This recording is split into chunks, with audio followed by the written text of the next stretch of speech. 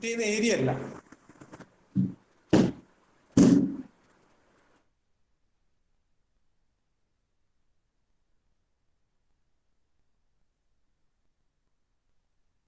ഇവിടെയാണ് നമ്മൾ ഫണ്ടമെന്റൽസ് മനസ്സിലാക്കേണ്ട ഒരു പ്രധാന കാര്യം. മാസുള്ള ഏതൊരു ബോഡി മറ്റേതൊരു ബോഡിനെ സ്ട്രൈക്ക് ചെയ്താലും the total condition changes into dynamic condition ആയി മാറും. And every principle related to a moving body which comes within the field of dynamics is based on one and only one fundamental law. ആ ലോയുടെ പേരാണ് Newton's second law.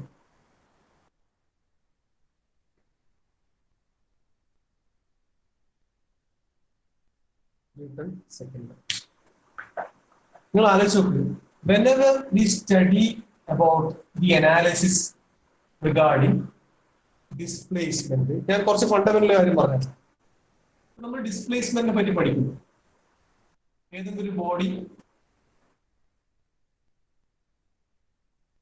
consider a rigid body, that rigid body is acted upon by a force, so definitely that body will be displaced. അല്ലെ, body ഒരു certain displacement ഉണ്ടാവും. When we study about that, the displacement dx, when we study about that displacement, നമ്മൾ അത് എത്ര ദൂരം study ചെയ്യും. Now from displacement, if at all a body is getting displaced, definitely the body will acquire a velocity. അല്ലെ, ആ velocity എന്താണ്? Rate of change of displacement. Let me put it as dx by dt. Now we are studying about velocity. Velocity occurs when the displacement changes with respect. Now still, if this velocity is also not constant, it keeps on changing. Then the rate of change of velocity with respect to time on the acceleration can be given as dv by dt. When we do the analysis or when we study about a rigid body's displacement, the velocity and acceleration that it acquires, all these cases comes within kinematics. Kinematics is the fundamental field of mechanics. നമ്മൾ ഇതിനെ പറ്റിയൊക്കെയുള്ള study. ഈ acceleration കഴിഞ്ഞാൽ മറ്റൊരു ഫേസും കൂടി ഉണ്ട്, അതിനെ നമ്മൾ ജെർക്ക് എന്ന് പറയും. JERK, കുലുക്കം. വളരെ സിമ്പിൾ ആയിട്ട് മലയാളത്തിൽ പറഞ്ഞ കുലുക്കം എന്ന് പറയും. അത് ഈ ആക്സിലറേഷന്റെ rate of change of acceleration ആണ്, അബൌട്ട് ടൈം ആണ്. ജെർക്കിനെ പറ്റി നമ്മൾ ഇപ്പൊ ഒന്നും പഠിക്കേണ്ട ആവശ്യമില്ല. ഞാൻ ഫണ്ടമെന്റൽ ആയിട്ട് കുറച്ച് കാര്യങ്ങൾ പറഞ്ഞു. ഇതിനെ പറ്റിയൊക്കെ നമ്മൾ പഠിക്കുമ്പോൾ we are dealing in kinematics. But ഇതിൽ ഏതെങ്കിലും ഒരു കാര്യത്തിന് അതിന്റെ റീസണിനെ പറ്റി നമ്മൾ അന്വേഷിക്കുന്നത്. We are curious to know about the reason for all these occurrences. ഒരു ബോഡി ഡിസ്പ്ലേസ്ഡ് ആണെന്ന് എന്തുകൊണ്ടാണ്? The reason for displacement is due to the action of a force. When we start thinking about the reason for occurrence of displacement, velocity, acceleration and jump, the fundamental kinematics turns into what? Dynamics. And that is dynamics. That is kinematics. When we think about the reason, cause of motion, motion is not the cause of it. We enter the field of dynamics.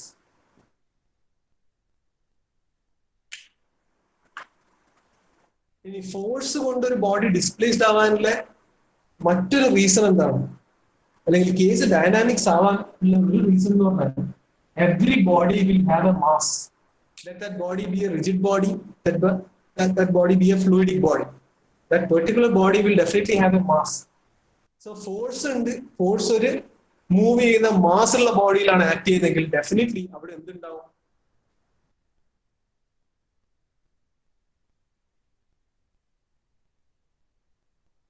Inertia forces ഉണ്ടാവും, ഇല്ലേ? കേൾക്കുന്നുണ്ടോ? ആ inertia ഫോഴ്സസിന്റെ actions ഉണ്ടാകുമ്പോഴാണ് ഇത് dynamic കേസിലേക്ക് മാറുന്നത്. എന്തുകൊണ്ടാണ് ഞാൻ ഈ ഡൈനാമിക്സ് എന്നുള്ള ഫണ്ടമെന്റൽസിനെ പറ്റി പറയാൻ കാരണം? ഇമ്പാക്ട് ഓഫ് ജെറ്റ് എന്ന് പറഞ്ഞാൽ ഒന്നുകൂടി നേരത്തെ പറഞ്ഞെന്ന് പറയാം. Force exerted by a flowing massive fluid body on a moving or a stationary plate. അതിനെ പറ്റിയാണ് ബേസിക്കലി നമ്മൾ ഇമ്പാക്ട് ഓഫ് ജെറ്റ് പഠിക്കുന്നത്. And the force exerted by അല്ലെങ്കിൽ every principle comes within that topic is based on Newton's second law. കാരണം എന്തുകൊണ്ടാ?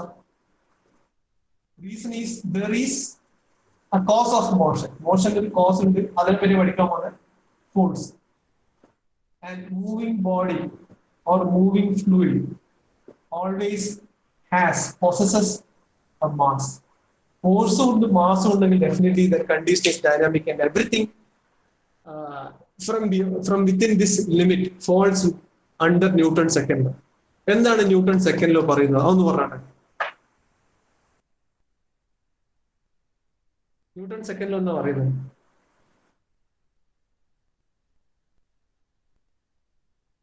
ആരെങ്കിലും പറയാം?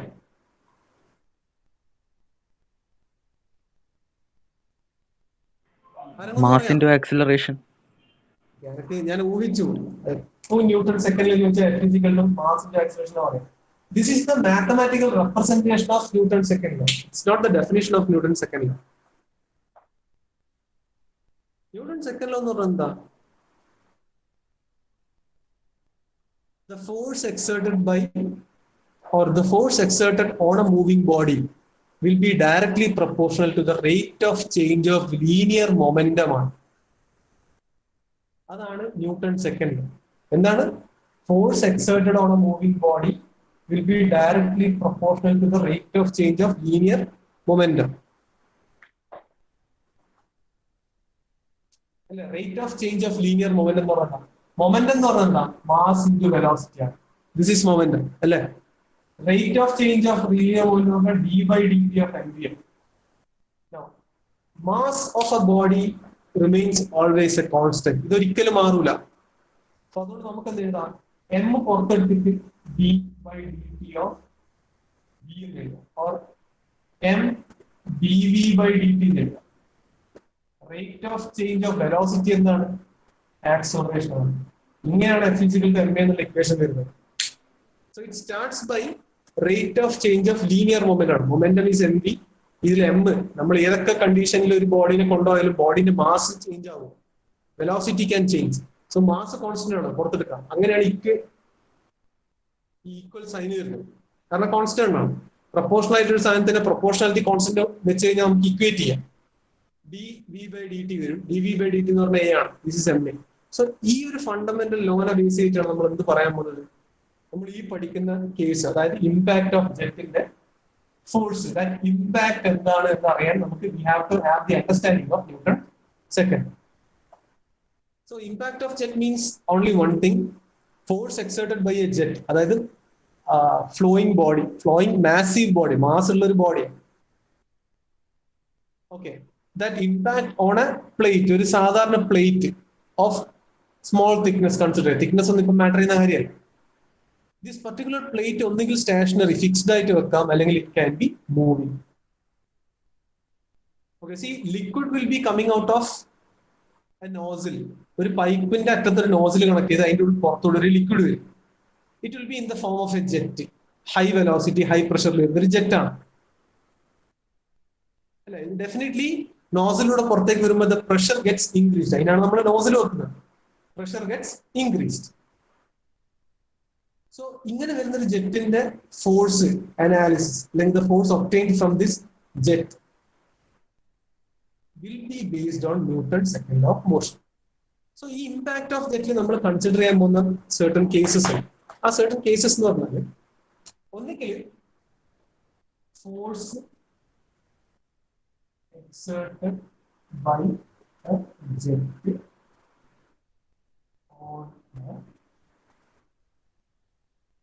on a plate ആണ്. ഈ പ്ലേറ്റിൽ on a plate ആണ്. ഇവിടെ രണ്ട് കണ്ടീഷൻ ഉണ്ടാവും. ഒന്നിക്കൽ പ്ലേറ്റ് സ്റ്റേഷനറി ആണ്, അല്ലെങ്കിൽ പ്ലേറ്റ് മൂവ് ചെയ്ത് കൊടുക്കുന്ന ഒരു പ്ലേറ്റ്, അല്ലെങ്കിൽ സ്റ്റേഷനറി ഫിക്സഡ് ചെയ്ത് വെച്ച ഒരു പ്ലേറ്റ്. ഈ രണ്ട് കണ്ടീഷനിലായാലും മൂന്ന് സബ് കണ്ടീഷൻസ് ഉണ്ട്. അതായത് sub conditions based on the orientation of plate ആണ്. അതിൽ first condition, plate will B flat അല്ലെങ്കിൽ വെർട്ടിക്കൽ. വെർട്ടിക്കൽ ആയിട്ട് പ്ലേറ്റ്, അതായത് ജെറ്റ് വന്ന് സ്ട്രൈക്ക് ചെയ്യുമ്പോൾ ജെറ്റ് ഇങ്ങനെ വരുന്നത് കേൾക്കാം. ജെറ്റ് സ്ട്രൈക്ക് ചെയ്യുമ്പോൾ പ്ലേറ്റ് ഇങ്ങനെ ആയിരിക്കും, വെർട്ടിക്കൽ ആയിരിക്കും. അത് ഫസ്റ്റ് കണ്ടീഷൻ. ഓക്കെ, ഈ സബ് കണ്ടീഷൻ രണ്ടിലുണ്ട്. അതായത് force exerted by a jet on a plate which is vertical and the plate can be stationary or moving. Second condition എന്ന് പറഞ്ഞാൽ the plate will be inclined to jet. Jet ഇങ്ങനെ strike ചെയ്യുമ്പോൾ plate ഇങ്ങനെ inclined ആണ്. ഇതിങ്ങനെ strike ചെയ്തിട്ട് ഇങ്ങോട്ടേക്ക് പോകും, ഫ്ലോ പോകും. Is the second case. ഈ കേസിലും ഒന്നുകിൽ പ്ലേറ്റ് ഫിക്സ് ചെയ്ത് വെച്ചിട്ടുണ്ടാവും, അല്ലെങ്കിൽ പ്ലേറ്റും കൂടി മൂവ് ചെയ്യുന്നുണ്ടാവും. തേർഡ് കണ്ടീഷൻ കേർവ്ഡ് പ്ലേറ്റ്, വളഞ്ഞിട്ടുള്ള പ്ലേറ്റ്. പ്ലേറ്റിന്റെ ഷേപ്പ് ഏകദേശം അപ്പൊ ജെറ്റ് ഇങ്ങനെ സ്ട്രൈക്ക് ചെയ്ത് കഴിഞ്ഞാൽ ഈ ഫ്ലോ ഇങ്ങോട്ടേക്ക് തെറിക്കും, ഇങ്ങോട്ടേക്ക് തെറിക്കും, വളഞ്ഞിട്ട് തെറിക്കും. ഈ 3 സബ് കണ്ടീഷൻസ് ആണ് നമ്മൾ ഈ ടോപ്പിക്കിൽ നോക്കുക. I'm reminding you one more time. The plate can be stationary, fix ചെയ്ത് വെച്ച പ്ലേറ്റ്, എത്ര ഇമ്പാക്ട് വന്നാലും പ്ലേറ്റ് അനങ്ങുന്നു, ഫ്ലോ ഗെറ്റ്സ് ഡിസിപ്പേറ്റഡ്. രണ്ടാമത്തത് ഈ പ്ലേറ്റ് ഫിക്സ് ചെയ്തിട്ടില്ല, മൂവ് ചെയ്യുന്നില്ല. മനസ്സിലാവുന്നുണ്ടോ പറയുന്നത്? Yes, sir. Okay, understanding the basics is very important. So, ഈ ടോപ്പിക്സ് ആണ് നമ്മൾ ഇത് കവർ ചെയ്യാൻ പോകുന്നത്.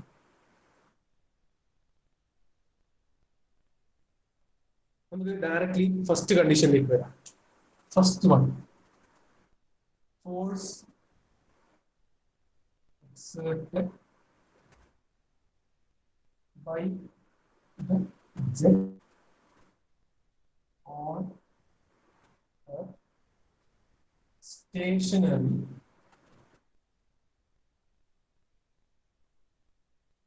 vertical plate. അപ്രൈറ്റ് ആയിട്ടിരിക്കുന്ന സ്റ്റേഷനറി വെർട്ടിക്കൽ പ്ലേറ്റിന് മേലെ ഫോഴ്സ് എക്സർട്ട് ചെയ്യുന്ന ഒരു ജെറ്റ്. മനസ്സിലായോ? ഇതാണ് ഫസ്റ്റ് കണ്ടീഷൻ. ഓക്കെ,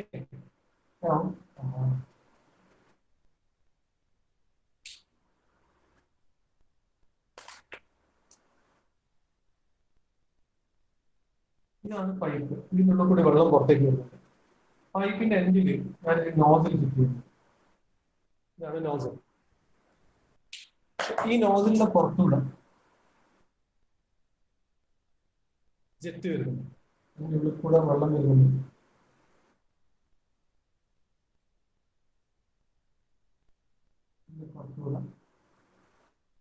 പുറത്തേക്ക് വരുന്നു. This is striking a plate. ഇവിടെ ഒരു ഫിക്സഡ് പ്ലേറ്റ് വെച്ചിട്ടുണ്ട്, ഫിക്സഡ് വെർട്ടിക്കൽ പ്ലേറ്റ്, ഫിക്സ് ചെയ്ത് വെച്ച പ്ലേറ്റ് ആണ്. ഫിക്സേഷൻ പ്ലേറ്റ് ആണ് കൂടെ. ഇതിനെ സ്ട്രൈക്ക് ചെയ്താൽ എങ്ങനെ പോവാം? നേരെ, അതായത് ഇതിന്റെ ഡയറക്ഷൻ ഇങ്ങനെയാണെങ്കിൽ ഇത് ഇങ്ങോട്ടേക്ക് തെറിക്കും, ഇങ്ങോട്ടേക്ക്.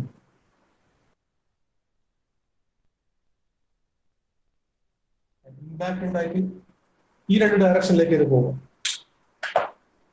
അല്ലെ? അതായത് സപ്പോസ് ഞാൻ ഇവിടെ ഒരു ആക്സിസ് ഇതിലൂടെ പോകുന്ന ഇത് പൈപ്പാണ്.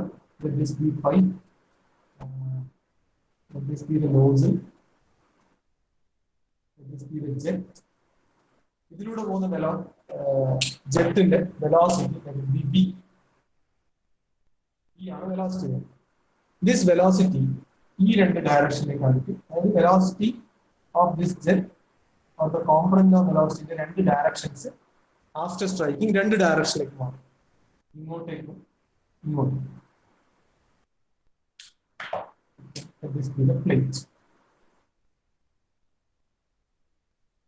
ഈ ഫിഗർ ക്ലിയർ ആണോ വരച്ചത്? Yes, sir. പൈപ്പ് ഉണ്ട്, പൈപ്പിന്റെ ഉള്ളിൽ ഫ്ലൂയിഡ് ഉണ്ട്, ഫ്ലോ ചെയ്ത് വരുന്നുണ്ട്. പൈപ്പിന്റെ അറ്റത്ത് we are connecting a nozzle. That means the pressure gets increased and out of the nozzle comes the jet. Jet comes and strikes the fixed plate here. So just observe the direction. The velocity, അതായത് ആദ്യം വരുന്ന പൈപ്പിലൂടെ വരുന്ന നോസിലൂടെ പുറത്തെടുത്ത ജെറ്റിന്റെ velocity direction is like this. After striking what happens? ഇത് ഇങ്ങോട്ടേക്കും ഇത് ഇങ്ങോട്ടേക്കും. പിന്നെ ഒരു കാര്യം പറയാൻ പറ്റുമോ? അതായത് ഈ ഈ വെലോസിറ്റിന്റെ കോമ്പണന്റ് സ്ട്രൈക്ക് ചെയ്തതിന് ശേഷം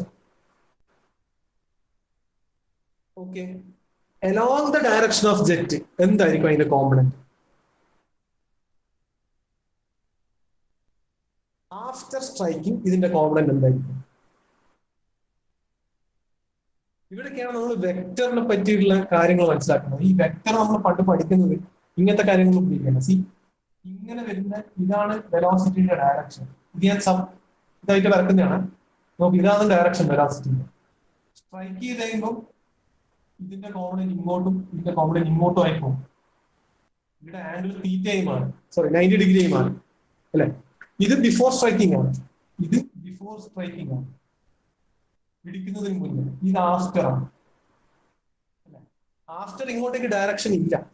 ഈ വെലോസിറ്റി രണ്ട് സ്പ്ലിറ്റഡ് കോമ്പണൻസ് ആയിട്ട് പോകുന്നു, ഇങ്ങോട്ടേക്ക് പോകും. So just tell me, strike ചെയ്തതിന് ശേഷം if I want to take the component of velocity along the direction of jet, ജെറ്റിന്റെ ഡയറക്ഷൻ ഇങ്ങനെ തന്നെ.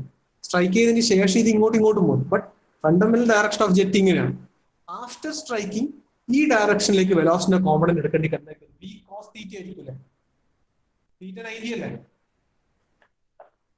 അല്ലേ?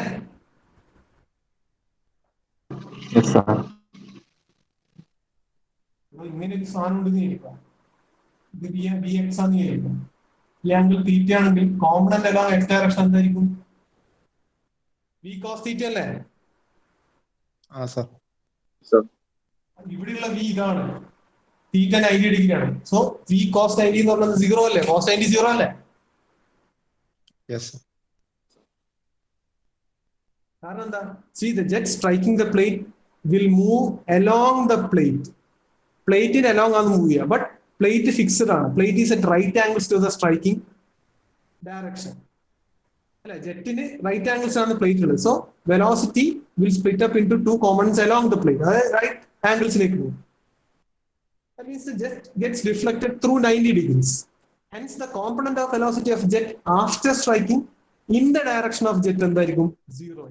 അങ്ങോട്ടേക്ക് ഒരു കോമ്പണന്റ് ഓഫ് വെലോസിറ്റി ഉണ്ടാവില്ല. It will B 0. മനസ്സിലാവുന്നുണ്ടോ? Yes, sir.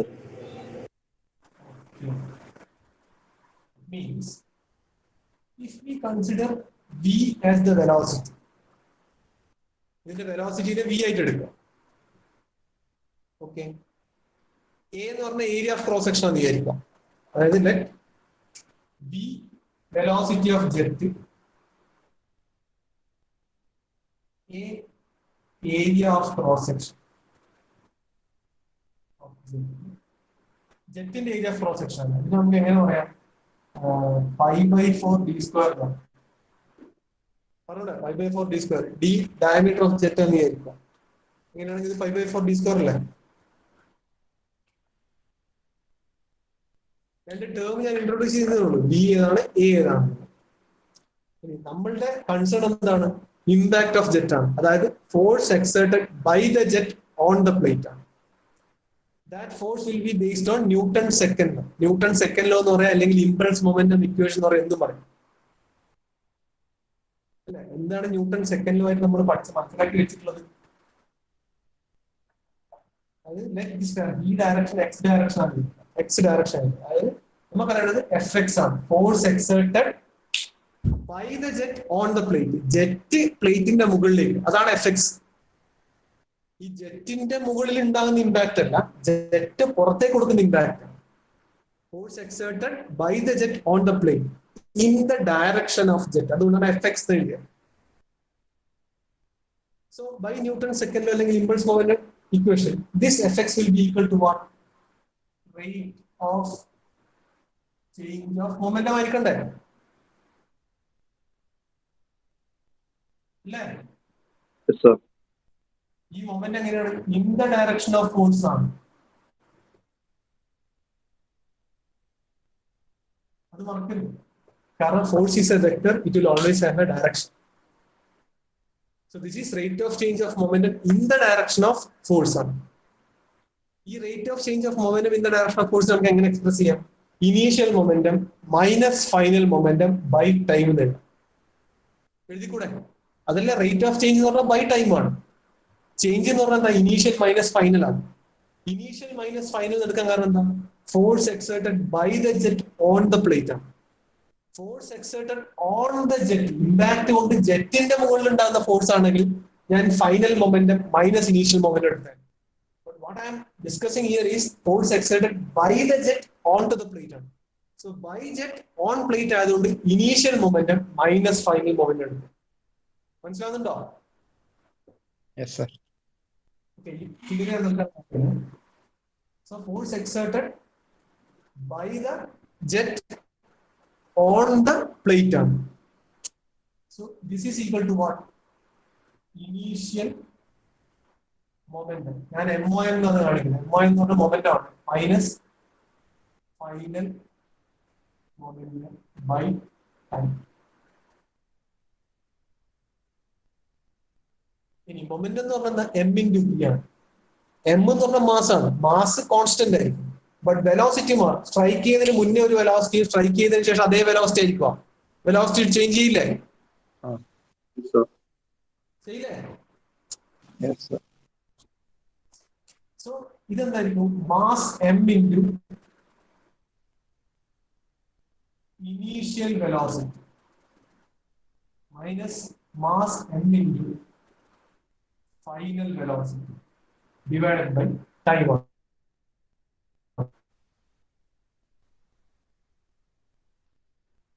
ഈ ടൈമിന് പെർ സെക്കൻഡ് റേറ്റ് ആണ്. സോ പെർ സെക്കൻഡ് എഴുതാം. 1 സെക്കൻഡ് റേറ്റിൽ നമ്മൾ എഴുതാം. So let this be mass by second അല്ലെങ്കിൽ mass per second multiplied by initial velocity minus final. ഞാൻ കോമൺ ആയിട്ട് എടുത്തിട്ടുണ്ട്.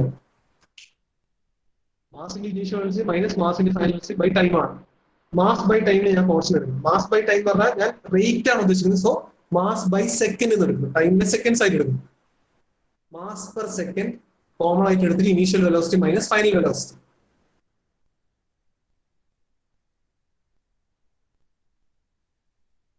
ഈ മാസ് പെർ സെക്കൻഡ് എന്ന് പറഞ്ഞാൽ എന്താ? What is mass per second? നിങ്ങൾ കഴിഞ്ഞ ഫ്ലൂയിഡ് മെക്കാനിക്സിൽ പഠിച്ചിട്ടുണ്ടാവും. മാസ് പെർ സെക്കൻഡ് എന്ന് പറഞ്ഞാൽ എന്താ? ഇവിടെ മാസ് പെർ സെക്കൻഡ് എന്താ? മാസ് പെർ സെക്കൻഡ് എന്താണ്? മാസ് പെർ സെക്കൻഡ് എന്ന് പറഞ്ഞാൽ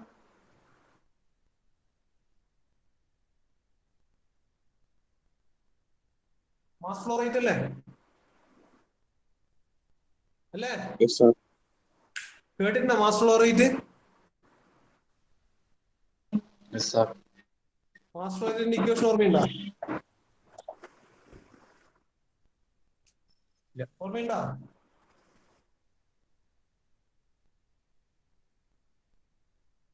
ഇതല്ലേ ഇക്വേഷൻ? അല്ലേ? Yes, sir. Density of fluid, area of cross section of fluid, velocity of fluid. Mass flow rate depends on all these three factors. Rho into AV. ഇത് നിങ്ങൾ mechanics of fluids അതിൽ പഠിക്കുന്നില്ലേ? So ഈ equation എങ്ങനെ എഴുതാം? Fx can be written as rho into A into V multiplied by initial velocity V ആണ്. Jet flow ചെയ്യുമ്പോൾ initial velocity V ആണ്. Initial velocity എന്ന് പറഞ്ഞാൽ എന്താണ്? ആദ്യത്തെ വെലോസിറ്റി, അതായത് പ്ലേറ്റിനെ സ്ട്രൈക്ക് ചെയ്യുന്നതിന് മുന്നേ ഉള്ള വെലോസിറ്റിയാണ് ഇനീഷ്യൽ വെലോസിറ്റി. ഫൈനൽ വെലോസിറ്റി എന്താ? പ്ലേറ്റിന് സ്ട്രൈക്ക് ചെയ്തതിന് ശേഷമുള്ള after striking. But after striking velocity എങ്ങനെയായിരുന്നു പോകുന്നത്? പെർപെൻഡിക്കുലർ ടു അല്ലെ ജെറ്റിന്റെ ഡയറക്ഷൻ എങ്ങനെയാണെങ്കിൽ ആ ഡയറക്ഷന് പെർപെൻഡിക്കുലർ ആയിട്ടാണ് സ്ട്രൈക്ക് ചെയ്തതിനു ശേഷം വെലോസിറ്റി പോകുന്നത്. നമ്മൾ ഈ പറയുന്നത് എന്താ? ഇമ്പാക്ട് ഓഫ് ജെറ്റ് ആണ്. സോ ജെറ്റിന്റെ ഡയറക്ഷനിലാണ്. സോ ജെറ്റിന്റെ ഡയറക്ഷനിലേക്ക് ഫൈനൽ വെലോസിറ്റി എന്താണ്? 0 ആണ്. cos 90 0 ആയി മാറുന്ന കാര്യം ഞാൻ പറഞ്ഞതല്ലേ? മനസ്സിലാവുന്നുണ്ടോ equation? So finally, impact of jet effects on a plate which is vertical and fixed is Fx is equal to rho a v square. Clear ആണോ ഈ പറഞ്ഞത്? Yes, sir. Yes, sir. Yes. So നിങ്ങളുടെ first മോഡ്യൂളിലെ first ടോപ്പിക്കിന്റെ ആദ്യത്തെ ഭാഗം ഇതാണ്. എന്തുകൊണ്ട് ഇതിങ്ങനെ explain ചെയ്ത് പറയാന്ന് വെച്ചാൽ ഇമ്പാക്ട് ഓഫ് ജെറ്റിന്റെ ഫണ്ടമെന്റൽ ഇതിലാണ് വരുന്നത്. ഇനി പറയാനുള്ള ഡയറക്റ്റ് നമുക്ക് ഇക്വേഷൻ എഴുതിയിട്ടുണ്ടെന്ന് പറയാം, കാരണം ഇത്രയും എക്സ്പ്ലനേഷൻ ആവശ്യമില്ല. കാരണം ഇനി അങ്ങോട്ട് റോ എ ബി എന്ന് പറഞ്ഞ ടേം വന്നാൽ അത് മാസ് ഫ്ലോ റേറ്റ് ആണ്, നിങ്ങൾക്ക് മനസ്സിലാക്കണം. ഒരു ജെറ്റ് സ്ട്രീം ഇങ്ങനെ പോകുന്നുണ്ടെങ്കിൽ അത് പെർപെൻഡിക്കുലറിലേക്കും ആംഗിൾ ഒക്കെ ആയിട്ടാണ് അത് പോകുന്നതെങ്കിൽ എങ്ങനെയാണ് അതിന്റെ കോമ്പണൻസ് വരിക? Cos theta, sine theta, sine theta, cos theta, അതൊക്കെ വരിക എങ്ങനെയാണെന്നുള്ള മനസ്സിലാക്കാൻ ഞാൻ ഇത്രയും സ്ലോലി എക്സ്പ്ലെയിൻ ചെയ്തു അല്ലെ. പല രീതിയിൽ കോമ്പണൻസ് നമ്മൾ എഴുതേണ്ടി വരും. For example, this is X direction, this is Y direction, ഇതിന്റെ വെലോസിറ്റി ഇങ്ങനെയാണ് വരുന്നത്, ഇത് തീറ്റ ആണെങ്കിൽ ഇതിന്റെ എക്സ് കോമ്പണന്റ്, ഹൊറിസോണ്ടൽ കോമ്പണന്റ് എന്ന് പറഞ്ഞാൽ ബി കോസ് തീറ്റ ആയിരിക്കും. ഇതിന്റെ പെർപെൻഡിക്കുലർ കോമ്പണന്റ് എന്ന് പറഞ്ഞാൽ ബി സൈൻ തീറ്റ ആയിരിക്കും അല്ലെ. ഈ ബി കോസ് തീറ്റ നമുക്ക് എങ്ങനെ എഴുതാം? ബി സൈൻ 90 മൈനസ് തീറ്റ എന്ന് എഴുതാം അല്ലെ. ബി സൈൻ തീറ്റ എന്നൊക്കെ എഴുതാം ബി കോസ് 90 മൈനസ് തീറ്റ എന്ന് എഴുതാം. ഇതൊക്കെ നമ്മൾ ഇനി ഉപയോഗിക്കേണ്ടി വരും. മനസ്സിലാവുന്നുണ്ടോ? Have you understood? Yes. Okay, next topic നമുക്ക് നാളെ കണ്ടിന്യൂ ചെയ്യാം.